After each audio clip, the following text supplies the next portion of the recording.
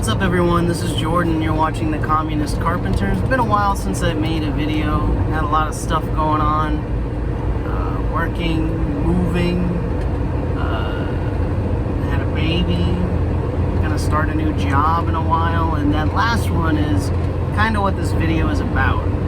So in previous videos on worker exploitation that I've been talking about, I mentioned sometimes that I'm not being exploited by my boss because, you know, my boss gave me a good deal. I was making a good amount of money and also learning a lot of, you know, skills at this job. I was basically being paid to learn a lot from this guy that I've been working with for the past year and a half. And he, over this period of time, kind of became one of my best friends, you know, like, we've been through a lot together, we've talked a lot, we've had fights and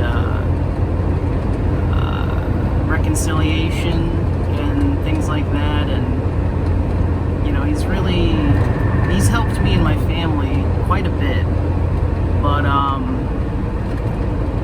you know, I get paid $15 an hour by him.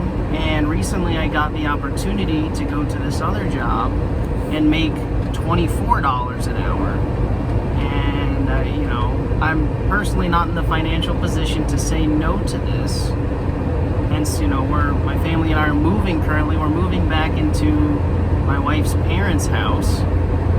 And, you know, so we can save some money because of the medical debt that I've accrued from cutting my finger off, and just rent in general. We're not really making enough money to save up for a house, or even at this point really be able to survive. So either way, we would have been moving to their house, but anyways, I got this opportunity to go to this job, and I talked to my boss about it. And he was like, well, dang, man, I mean, I guess I can up your pay to $21 an hour, and I can get you Obamacare if that'll, you know, let you stay. And my first thought was like, what the fuck, dude? Where did that come from? Where did this sudden $6 an hour raise that would have resulted in an extra $800 a month suddenly come from? Like, why have I not been making that this entire time? And the reason is, although he's not per se a capitalist, he doesn't really own a factory or a lot of means of production. He is, I would say, probably a petit bourgeois, a petite bourgeoisie, in relation to me, at least. He signs my paycheck. He allows, you know, he provides me with money to buy the means of sustenance for myself and my family.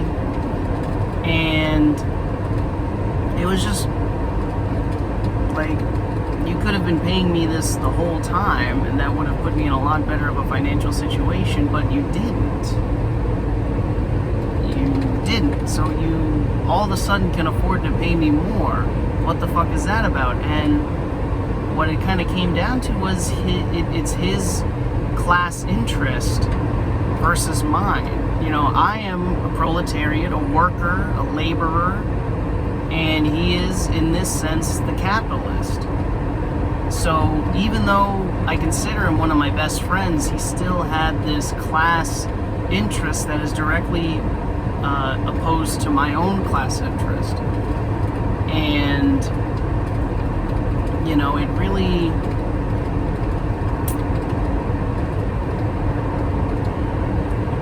you know, I kind of felt betrayed in a way.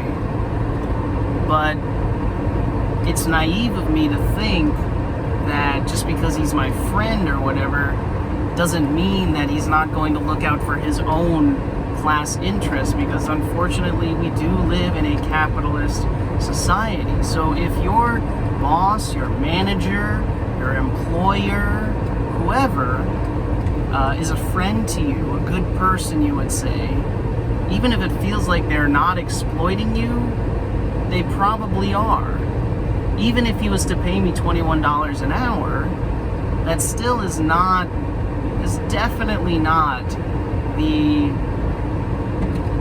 full labor value of what I am producing for him. He's still making money, making more money off of me than he is paying me, right?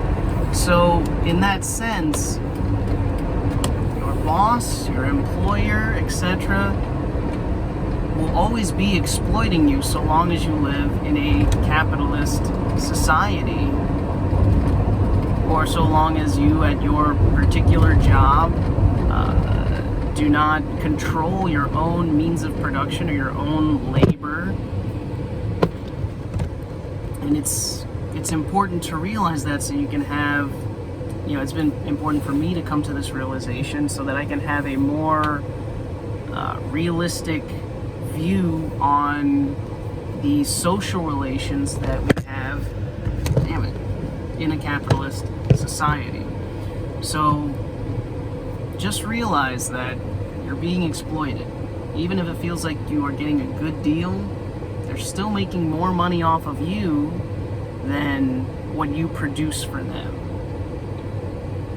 So always do your best to look out for your own class interests and the class interests of your fellow employees, your fellow workers, and not just at your particular job, but all over the world.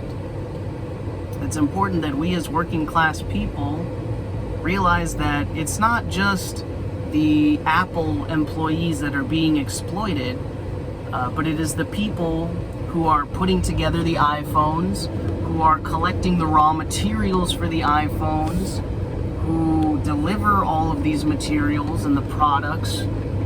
We're all being exploited. So even if you work to end your own exploitation,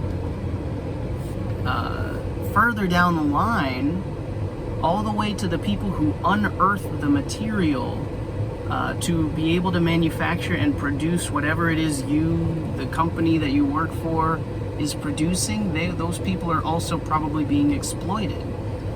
For example, the Scandinavian countries that liberal politicians like Bernie Sanders talk so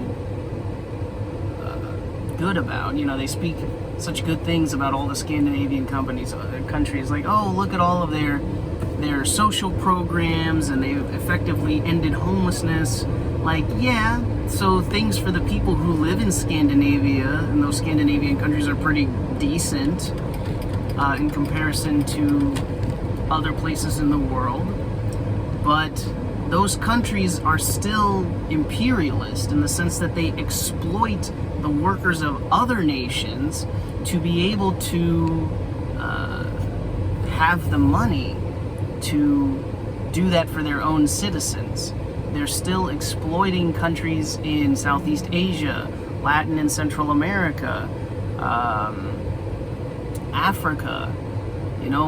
People in those global South countries are still being exploited. So as working class people, it is in our own class interest to help not only the people in our immediate surroundings, but people all over the world. So that's pretty much all I gotta say. Thanks for watching the video. Leave a question, comment, or video request even. Like or dislike the video, and that's it. Thanks for watching, y'all. In solidarity.